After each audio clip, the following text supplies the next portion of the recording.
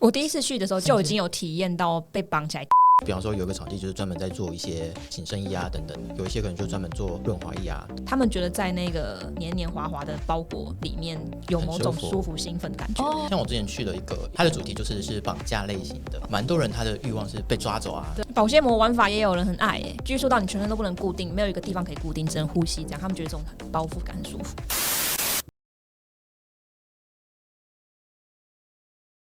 嗨，欢迎收看《爱情灵肉为肉》。画面上可能看不出来，我们今天邀请到的来宾是之前也来过的来宾，因为之前这个来宾来的时候呢，他脸是被遮住的。可是大家如果就是有记得他很特别的嗓音的话，会记得他是我们之前有来聊过情欲催眠的老师 Neo。嗨，大家好，要拍手吗？好，可以啊。然后Neo 身边的这位嘉宾呢，我们请 Neo 来介绍好了。我们今天为什么会对邀请这位嘉宾来主讲呢？他是 Mio， 然后我们有在 BDSM 圈就是有一起经历过蛮多事情，然后最近就是我们也有在一起弄一些催眠课的事情。欢迎 Mio。嗨，大家好。我们今天这一集要来挑战，其实主题是什么倒不重要，我们这一集主要是要来挑战 YouTube 的黄标规则，因为我们今天聊的内容呢，就是99%会被黄标，所以呢，我们今天呢要聊的主题哦，我们这4个英文单字呢，我们要把它避掉。那这个英文单字是什么？刚刚Neo有稍微讲出来。那我们现在可以请2位呢，用这种动作的方式帮我比出来。我们今天这4个字母是什么？所以这4个字母不能讲哦。对，这样对，然后下一个，反了，对。大家看到这4个字母，确定呢？对，经过一番激烈的讨论之后，我们决定，就是在今天整个节目当中呢，我们只要讲到这个禁忌的词语的时候，我们就会用巧克力来称呼它。所以，我们这是关于巧克力的一集。因为会想要叫它巧克力，是因为如果不是圈内人的话，我们都叫它香草。所以我想说，香草的反过来就是黑的，反过来是黑的巧克力。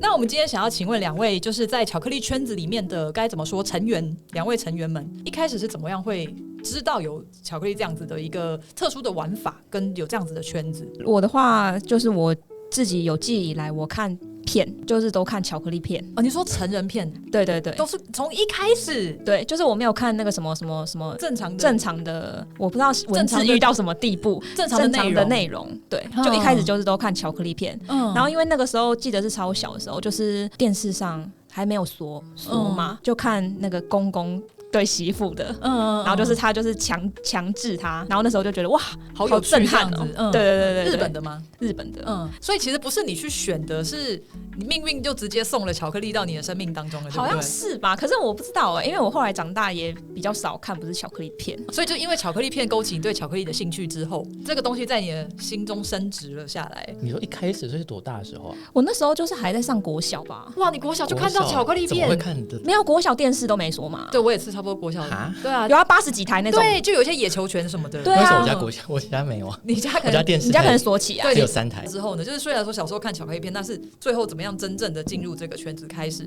可能也是交一个男朋友，然后他可能也是比较暴力型的。你是说在亲密行为的时候暴力，不是平常真的会打人？亲密行为的时候暴力，就是他会拿皮带勒我，那个时候就是觉得很痛苦还是怎样，但是后来就有点回味。你真的天生注定这个在你的协议里。所以那个时候你虽然有跟他说你不喜欢，你有说你不喜欢吗？还是我没有我只觉得我快死了，所以后面还是有继续一直就是继续流程结束。我觉得就有可能就是被电到吧，就是某一天突然就开始想说找一下类似的资讯好了。那在我知道这个资讯之前，就我所知，这个巧克力圈已经发展的蛮成熟的。本来都只是香草圈的，然后对香草圈就是不是巧克力圈的另外一派。就发现原来已经有一个这么完整的社群，就是他们有那个行事历，然后每个月会有什么活动都会写在上面。我就随便一天的休假就去看。他们是有点像是什么研讨会、交流会这样子，是不是？就是我去的那个，它是比较联谊型的，就是你进去，他就会给你一个手环，然后代表说你在巧克力圈里你是什么属性，你是主动的还是被动的，还是2者都有的。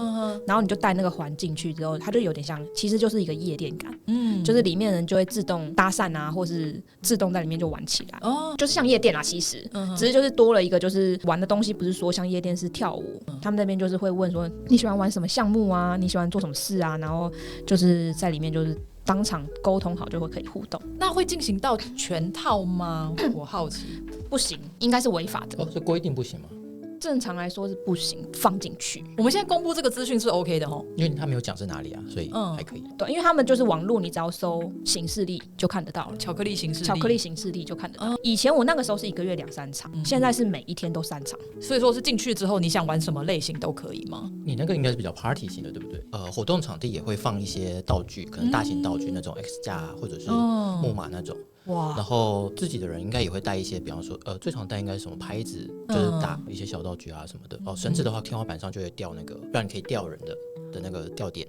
哇，应该就是在那边，反正你们2个统一，就是应该什么都可以。那你第一次去的时候，我第一次去的时候就已经有体验到被绑起来打，当时就是说，那要不要试试看被绑？反正我第一次就已经试了被绑跟打我的大腿，但是那天有一点吓到，回家之后整个脚都黑掉这样，不知道怎么跟妈妈交代。对，真的很黑很黑哦。你自己比较喜欢的玩法是捆绑类、拘束类，我现在就是都很难回答，说人家问我说你喜欢什么样子的类型项目，全部都试过哦，这很难，全部都试过，真的好多哦，真的太多，因为场地方太多，然后每个场地可能就会开始有各自的特色。比方说，有一个场地就是专门在做一些紧身衣啊等等的，有一些可能就专门做润滑液啊。润滑液为什么跟巧克力有关？它就是兴趣，就是调配一些不同粘稠度的，像史莱姆的东西。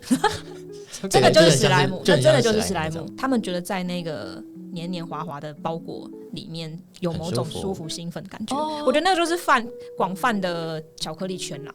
就是一般来说，巧克力圈大家都会觉得是打要痛啊，或是什么支配啊、主人啊、上下位关系。对对对。可是其实就是一些比较少数的，也都可以广泛的称为是巧克力圈。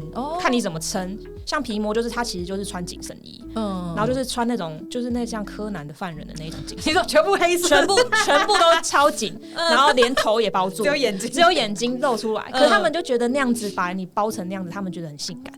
就是看女生那样，他们会很兴奋哦。就还有一片是那种让对方全身都涂满金色或银色的，那不是跟之前那个18铜人广告？对啊，就是那样。所以其实巧克力圈它已经不像是大家以往认知里面那么局限，就是好像一定要痛，一定要绑起来，一定要打，那才叫巧克力圈的玩法。现在已经慢慢的越来越边界越来越模糊，或者范围越来越广了吗？我开始无聊一点。你请学术，因为后来就是大家也比较常用的是所谓的英文叫做 kinky，总之它就是泛指说，可能在比那个圈子之外更大，就是只要不是很主流的那种，就是插入这一套之外，那大家有什么想玩的东西，它都会算是 kinky 圈。像催眠其实也算是嘛，就其实催眠也没有要让对方一定要很痛啊，或者很虐待。对，而且也没有一定是真的会器官进入这样子。对，所以像什么，比方说物化，喜欢恋足好了，就这种就是你喜欢的东西其实不是那种最主流的正戏，那它就会算是在这个圈子里面。我自己就是都把它当成我一个生活调剂，就像有的人可能累了会去脚底按摩，对，然后你就是去巧克力圈玩这样子。对，就是我就会觉得说，也可以说是就某一种像运动一样的喜好嘛，那种感觉，就是反正你有一个兴趣，然后那个兴趣就是我们就是会偶尔去做一下。玩巧克力的过程当中，你得到的是舒压，对你来说是舒压疗愈某方面的满足，或者是对，是你觉得有达到舒压跟疗愈的？我觉得有，因为我一开始去圈内的时候，我就是跟自己讲我是没有要交朋友的，我就进去，然后我就是跟大家玩一玩。当时我也都没有什么加人家赖啊，什么脸书什么的都没有，就想说反正我就去那边，就像是去游乐园玩玩，你也不会认识那边的员工。对，我也不会想要跟他们交朋友。对，然后就是玩完之后我就出来了，就一直这样子，其实持续了很长一段时间。也有一些人是自己在家里就跟女友就是自己建立一些关系或者是一些玩法，但是他们可能也没有跟巧克力圈的人混在一起。但是如果他们要讲，他们也可以算是巧克力圈的人，就看你喜欢比较小圈圈跟自己亲密的人一起玩，或者是你想要出去跟不认识的人一起玩，这都是可以的。对。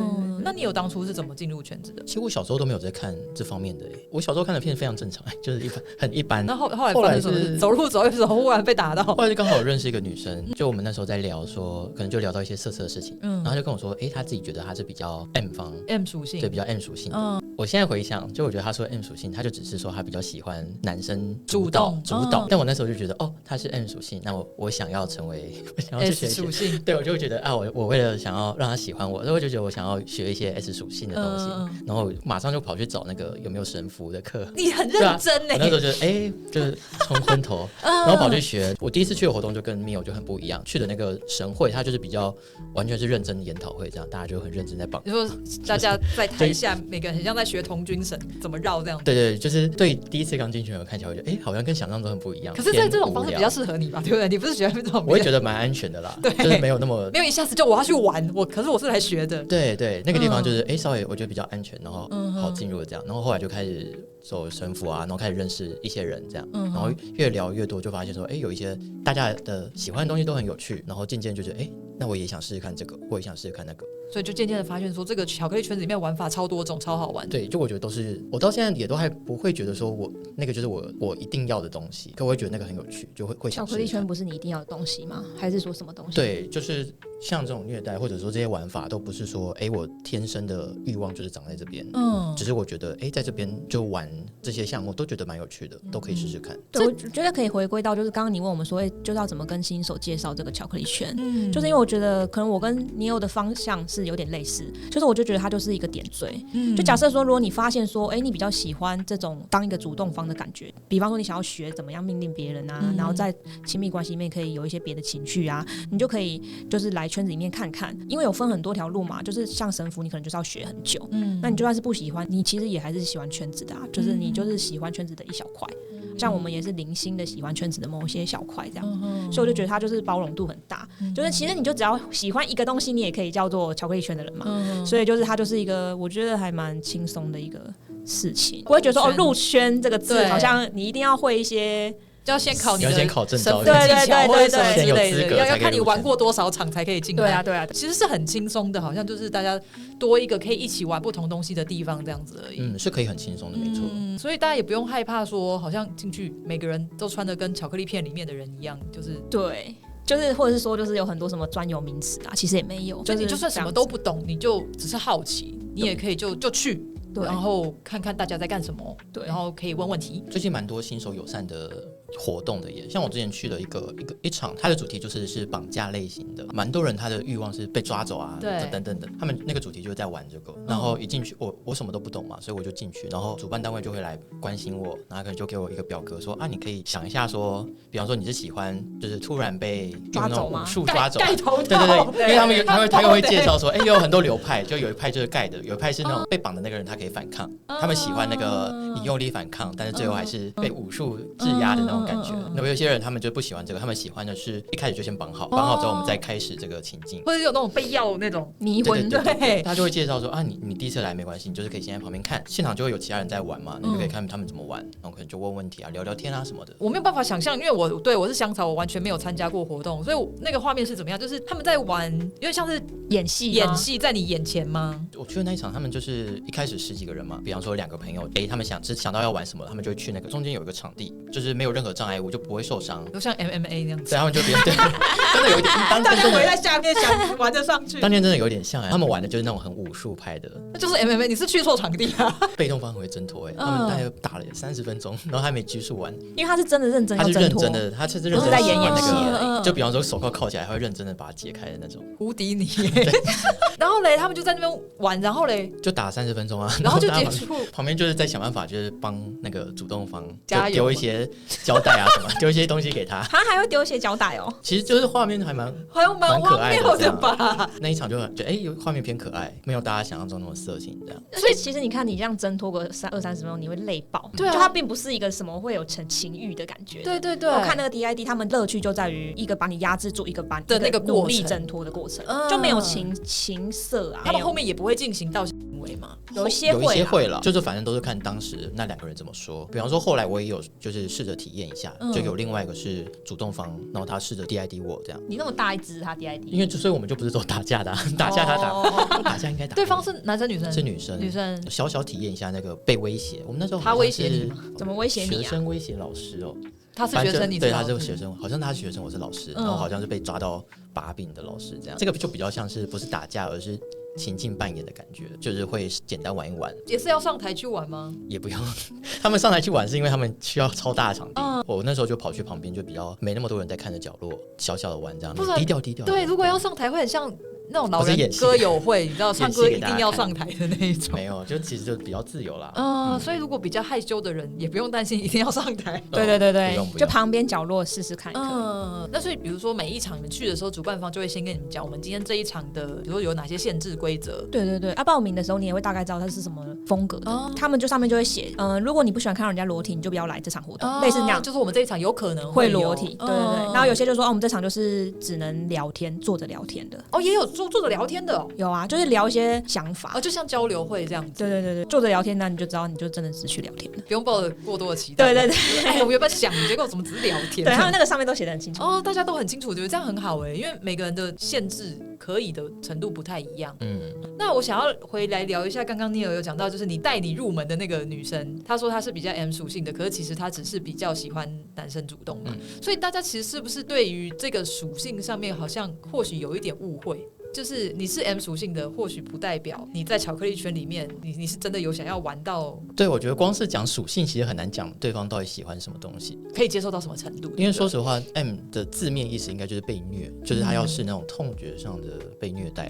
不包括精神上跟情绪上吗？如果是 M 的话，只有讲 M 这个字就不包括情绪。我觉得应该是比较偏肉体上的，就是这4个字它是由 BD、DS 跟 SM 这3组词构成的。然后 SM 是大家比较熟的，但它字面上就是比较偏虐待跟被虐。那 DS 的话是偏向是精神上的命令跟服从，比方说主人奴隶、主人宠物这种，就是我命令你，那你必须要服从我的指令。那 BD 的话是偏向是拘束类型的，大部分可能通常就是就是会说我是 S， 我是 M， 或者我是主动方，我是被动方。就是如果你混用的话，其实就蛮容易搞错对方在讲什么。我觉得圈内人比较不会发生这个问题的一个原因是，圈内人其实有时候比圈外的一些互动上来的还要更小心、更谨慎。对，因为我们圈内就是会一直要提倡说，你就是要知情同意，然后一定要对方说好才算是好，这样子就有一点模糊的说等一下可以啊，有可能啊什么，那个都不能算数。所以就是你一定要真的要说好才 OK 才 OK。事前的沟通会详细到什么样的程度吗？像你说的一定要好才是好，可能什么的都不行。因为比方说我们要先确定我们要做些什么事情。就如果说我们现在是在神会上的话，那是不是就是要绑？那我们就可能会先，比方说你要绑我吗？如果我要绑他，那我就会问他说，你身体有哪个地方是最重要的？我会觉得是哪个地方是不能被碰的？绳子可不可以经过的？那有些人可能觉得绳子经过胸部重点部位，他就会觉得不舒服。然后或者是问他说，那你身体有什么旧伤啊？手容易麻啊？容易怎么样啊？会看医生的。对，因为就可能怕会绑到他一些他其实不喜欢被绑的地方。然后有没有不能做一些什么姿势？比方说像我就不喜欢旋转，因为我会晕车。好像在问诊哦。对，就是前面都是很认真的会这样问一下。那像什么玩法是问的最详细的？以前其实有流行过那种就是什么意愿调查表，然后是那种很复古的调查表。对，很复古，就大概有100多题，它就有点像 MBTI 的那种感觉。哇，就是你喜欢被绑吗？5或1，5分到1分。对，口球吗？写完都不想玩了，超多题的哦，太多题。我觉得好有50题吧。其实我觉得写完之后搞不好会更想玩。我那时候经验是对，因为你会被撩，对，就你会你会看到原来有这个，原来有那个这样。可是我曾经有就是隔了好几年回去看我的那个表，那我觉得很白痴，就是可能以前觉得很不喜欢玩的，现在突然又喜欢玩了，就你的喜好会改来改去。对啊，虽然有趣啦，还是很推荐大家去测一测。我觉得这是很棒的了解自己的方式对啊，因为像刚刚你有说的那个，就只是单纯的想要体验被绑架或是挣脱的那个感觉，这或许跟性不一定有关系，可是你也是要去发掘到自己有喜欢这样子，不管是被拘束住或是想要挣脱什么的，这是好棒的了解自己的方式，好身心灵。我身心灵，我的身心灵突然对有点好奇。还是给所有身心灵的朋友都做一下。其实我很想要玩玩看，很努力的挣脱是怎么样。之前有时候在家里就是会跟我之前的前男友打闹，那我们就在床上可能会抢一个东西，那时候就是真的很认真的抢，所以我的力气就是真的用全力在跟他抢。然后那个时候就觉得很有趣。然后有一次就是在那个要做亲密行为的前戏之前，我们就也有一小段打闹，就他就可能也想要制服我，然后我就这样子这样子跟他抵抗一下，然后他就讲了一句话，就说你刚刚跟我抢东西，你不是这个力道然后我就想说，如果我真的用那个力道的话，那我们就做不完啊。因为如果你真的要跟他用力的话，就拖很久啊。对，大家今天就真的来练拳就好了。对，所以本来用2层力，后来我改成5层。你就问他说，你现在是要做还是要打架？那个时候他这样讲，我就觉得说，原来我也是蛮喜欢挣脱的。其实就是刚刚说的 DS 有一个主动，一个被动这样，然后他们可能会演一些戏嘛，比方说就是你会说他做错什么事啊，或他做对什么事啊，给一些奖励或处罚这样子。处罚我们大概可以想象会是一些什么样的处罚，那奖励会是什么样的奖励？奖励跟处处罚有可能都是差不多的奖励。哦，对哦。如果奖励就是打3下，处罚也可以是打3下。因为如果你喜欢被打，那我打你就是奖励啊。对对对，那就是你做对事情你才有的打。就是我们有类似玩过，就是把我固定在椅子上，然后就是玩来玩去这样。我之前有看过有人，不是跟这边有关系啦，就是有人那种大学生在闹，就是有人生日，然后用那个保鲜膜把它绑在电线杆上面。保鲜膜玩法也有人很爱就是全部拘束啊，拘束到你全身都不能固定，没有一个地方可以固定，只能呼吸这样。他们觉得这种包覆感很舒服，就都用保鲜膜。或者是静电胶带什么的，然后再用那个按摩棒去。可是其实那个震动不到什么东西，因为你都已经捆成那样了。可是他们就觉得那个身处在那个情况之下，不能够挣脱的感觉。对，会连脸都包住，像木乃伊那样吗？会，就露一个鼻孔。我觉得是很有趣，会笑出来。我以为你会兴奋，我以为是会笑出来。而且你要想看包的那个人有多累。就是其实我觉得圈内的主动方真的都蛮伟大，因为他们真的都要做超多事情，真的好累啊。因为把它包住，你还要关心他有没有手指被凹到不舒服啊。然后这样子你 OK， 然后这样你 OK 吗？你还是要40关一下，总不能把它弄死啊，对不对？你就是要说那你现在呼吸顺吗？会不会太紧？会不会太松？然后就是要一直持续注意他有没有好好呼吸，然后他情况怎么样，也不能让他太无聊。其实大家在准备这件事情的过程是非常用心跟细心的，对不对？有一些人会，有一些人会准备的非常用心，可能也是看个性啦。一样是我之前也有听过一个人在分享，就他去开房间好了，他会先比另外一个人早半小时进去，然后把他的道具散在饭店里面。对，你上次好像就是有讲这个，对，就是很细心的会做事前准备这样子。对，我自己现在也可能有一点，比方说卫生纸啊在哪里，然后电源开关就灯的开关啊，然后冷气开关在哪什么的，就还是都会先稍微看一下，把现场都布置到一个大家可以直接开始，然后不会到一半手忙脚乱，卫生在哪里了？一部分就也是因为安全性嘛，就你也不想要，比方说绑人花了半个小时绑，然后突然发现有个东西没弄好，又全部拆掉，毕竟还是一个比较危险的事情。所以这些其实都有在开课，对不对？有一些人会专门研究，不一定会常态性的开课，但是会有一些专家，就是技术分享。对，大家就算只是在自己家玩，可能这些或许会造成伤害的玩法，还是要稍微注意一下比较好。对，就轻轻的啦，在家里就轻轻一点，因为我觉得现在这种资讯都很发达。你在这边喝超大，没有关系。ASMR，让我们静下来，让你再吸一次。搞不好有人很喜欢这种声音。吸绿豆沙吗？对。好尴尬哦，这样就可以满足一些喜欢听吸绿豆沙的朋友。OK。两位是圈内人的这一件事情，身边的人都知道吗？那我妈也是有点倒抽一口气。某一任男朋友他就是纯香草，然后他是比方说有一个场地就是专门在做一些紧身衣啊等等，有一些可能就专门做润滑液啊。他们觉得在那个黏黏滑滑的包裹